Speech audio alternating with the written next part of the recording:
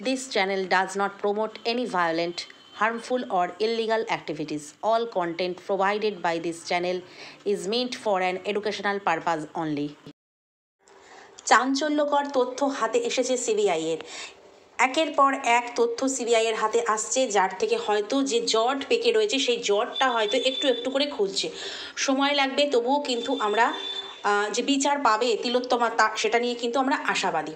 তো নতুন তথ্য যেটা আমাদের জানতে পারা গেছে, যেটা সঞ্জয় মুখ খুলেছে, যে তাকে কিন্তু সেখানে সেই রাতে ডাকা হয়েছিল। কেন ডাকা হয়েছিল এবং কেন তিলোত্তমাকে মেরে ফেলা হয়েছে, সবটা তোমাদের সঙ্গে এই ভিডিওতেই শেয়ার করব।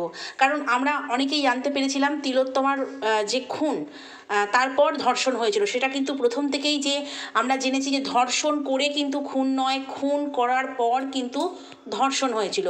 এবং সেটা যে সেমিনার রুমে, মানে সেমিনার হলে যে হয়নি, সেটা অন্য কোথাও হয়েছিল, যার জন্য কিন্তু একের পর এক তথ্য যখন খুলে আসছে, এই জিনিসটাও কিন্তু আমরা জানতে পেরেছি।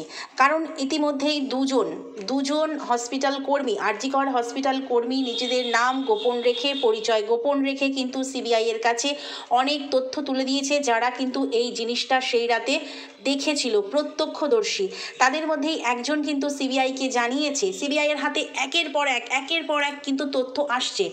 তাদের মধ্যেই একজন কিন্তু জানিয়েছে যে সেই রাতে এই ডাক্তার চিকিৎসক অর্থাৎ অভয়াকে কিন্তু পাঁজা কোলা করে কয়েকজন মিলে, সেই কয়েকজন অবশ্যই কে নিশ্চয়ই সিবিআই জানে, তাকে কিন্তু অন্য জায়গা থেকে সেমিনার হলে কিন্তু নিয়ে আসা হচ্ছিল। তারা কিন্তু প্রত্যক্ষদর্শী এবং তারা জানিয়েছিল যে চিকিৎসক অসুস্থ হয়ে পড়েছে।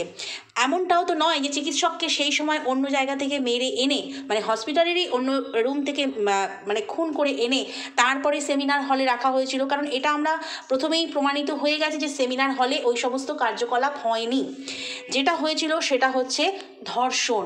কারণ আমরা ইতিমধ্যেই জেনেছি সঞ্জয় কিন্তু বেশ পারদর্শী, কারণ মর্গে মৃতদেহের সঙ্গে সহবাস এবং সঞ্জয় মানে এই যে অপকর্মগুলো করত, ঠিক সেই কারণেই কিন্তু খুন করার পর খুনের ব্যাপারটাকে চাপা দেওয়ার জন্য, ধর্ষণের ব্যাপারটাকে আরও বেশিভাবে তুলে রাখার জন্য, কারণ হচ্ছে দেখবে আমাদের দেশে বা আমাদের রাজ্যে, দেশে বললে ভুল হবে, আমাদের রাজ্যে কিন্তু খুন হলে যত না বেশি তোলপাড় হয়, একটা মেয়ে ধর্ষণ বা ধর্ষিতা হলে কিন্তু বেশি তোলপাড় হয়।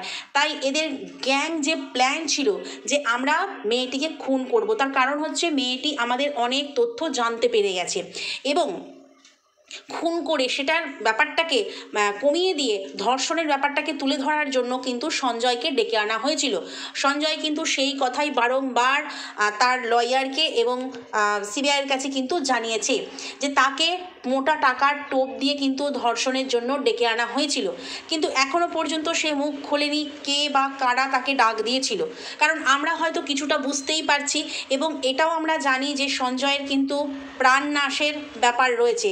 সেজন্য সঞ্জয়কে মানে একদম, সঞ্জয় এবং সন্দীপ ঘোষ এদেরকে কিন্তু একদম মানে কি বলবো, কড়া নিরাপত্তার মধ্যে কিন্তু রাখা হয়েছে, বিশেষ করে সঞ্জয়কে। কারণ সঞ্জয় পুরোপুরি মুখ খুললে কিন্তু অনেক কিছুই বেরিয়ে যাবে। সঞ্জয় ইচ্ছে করলেই কে ডেকেছিল ফোন করে, কত টাকার বিনিময়ে, সবটা বলতে পারে। হয়তো আস্তে আস্তে সিবিআইয়ের গুঁতো খেয়ে সবটাই বলবে। আমাদের শুধু অপেক্ষা করে থাকতে হবে, ধৈর্য ধরে থাকতে হবে। তো সঞ্জয় যেহেতু মৃতদেহের সঙ্গে সহবাস করতে পটু, মানে এবং এই কাজগুলো ওকে দিয়ে হসপিটালে করানো হতো, পর্ন ভিডিও শ্যুট হতো এবং সেগুলো বিদেশে চড়া দামে বিক্রি হতো, আমরা ইতিমধ্যেই সেগুলো জেনেছি। ঠিক সেই কারণে কিন্তু অভয়ার মৃতদেহের সঙ্গেও এই ধর্ষণ ব্যাপারটা আনবার জন্য কিন্তু সঞ্জয়কে ডেকে আনা হয়েছিল। এবং কেন অভয়াকে ধর্ষণ এবং খুন এইভাবে, মানে ওর জীবনটাকে এইভাবে কেড়ে নেওয়া হলো কেন? কারণ ওষুধ হচ্ছে লো কোয়ালিটির ওষুধের ব্যবসা চলতো। এবং শুধু ওষুধই নয়, তার কারণ হচ্ছে তার সাথে হচ্ছে যে সমস্ত মানে স্যালাইনের বোতল, গ্লাভস, তারপরে তোমার ইঞ্জেকশনের সিরিঞ্জ, যেগুলো কিনা ইউজ অ্যান্ড থ্রো, সেই জিনিসগুলোকে আবার রিইউজ করা হতো। এবং যেগুলো মানে জিনিসগুলো কেনা হচ্ছে সেরকমভাবে কিন্তু সমস্ত টাকাটা দেখানো হতো যে এত টাকার জিনিস কেনা হয়েছে, সেই টাকাটা কিন্তু পুরোপুরি সন্দীপ ঘোষের পকেটে যেত। অবশ্যই ওপরে মাথা আছে, নাহলে এত বড় একটা ব্যবসা, এত বড় একটা মানে চক্রান্ত একা চালানো সম্ভব নয়। এবং হসপিটালের ইউজ করা জিনিসগুলোই কিন্তু আবার রিইউজ হয়ে সেই হসপিটালের পেশেন্টের ওপরেই কিন্তু আবার ব্যবহার করা হতো। তো ওষুধের ক্ষেত্রেও ঠিক তাই, লো কোয়ালিটির ওষুধ, এবং যে ওষুধগুলো আগে কাজ হচ্ছিল পেশেন্টের ওপরে, সেই ওষুধগুলো কিন্তু পেশেন্টের ওপরে আর কাজ হতো না। এটা নিয়ে কিন্তু অভয়া, যেহেতু উনি প্রকৃতই ডাক্তার, সেবা ধর্মে ব্রতী হয়েছিলেন, তো উনি কিন্তু এটা নিয়ে অধ্যক্ষ অর্থাৎ প্রাক্তন অধ্যক্ষ যে সন্দীপ ঘোষ, তাকে কিন্তু জানান দেয় যে আগে যেই ওষুধে কাজ হতো এখন তাহলে সেই ওষুধে কেন কাজ হচ্ছে না, কি সমস্যা আছে, এটা তদন্ত করে দেখার জন্য। তখন কিন্তু এই অধ্যক্ষ এই অভয়াকে জানিয়েছিল যে নিজের কাজে মন দাও, এত কিছুতে মাথা ঘামিও না। হ্যাঁ, সন্দীপ ঘোষ কিন্তু বলেছিল নিজের কাজে মন দাও, এত কিছুতে মাথা ঘামিও না। কিন্তু ইনি যেহেতু সত্যের প্রতীক, যিনি মারা গেছেন চিকিৎসক, উনি সত্যের প্রতীক, রুগীদের ভালো চাইতেন, সেবা করতে চাইতেন, উনি কিন্তু এই ব্যাপারটা তার যে চেস্ট ডিপার্টমেন্টের সিনিয়র ডাক্তার আছে এবং তার যা কলিগ রয়েছে তাদের সঙ্গে কিন্তু আলোচনা করে, এবং এই ব্যাপারটা কিন্তু চারিদিকে কানাঘুষো হয়ে যায় হসপিটালের মধ্যে। এবং কল রেকর্ড থেকে কিন্তু জানা যায়, সন্দীপ ঘোষের কল রেকর্ড থেকে জানা যায়, সন্দীপ ঘোষ জানায় যে মেয়েটি বড্ড বার বেড়েছে, মেয়েটি বড্ড বার বেড়েছে। একদমই তাই, এই বার বাড়ার জন্যই কিন্তু ওকে দেখে নেওয়া হবে, একটা থ্রেড দেওয়া হয়েছিল, এবং সেটা যে এত নির্মমভাবে দেখে নেওয়া হবে সেটা আমরা ভাবতেও পারিনি। কিন্তু এই দেখে নেওয়াটা যে এত মানে এটা নিয়ে যে এত ঝড় উঠবে রাজ্য তথা দেশে, সেটা ওরাও ভাবতে পারেনি।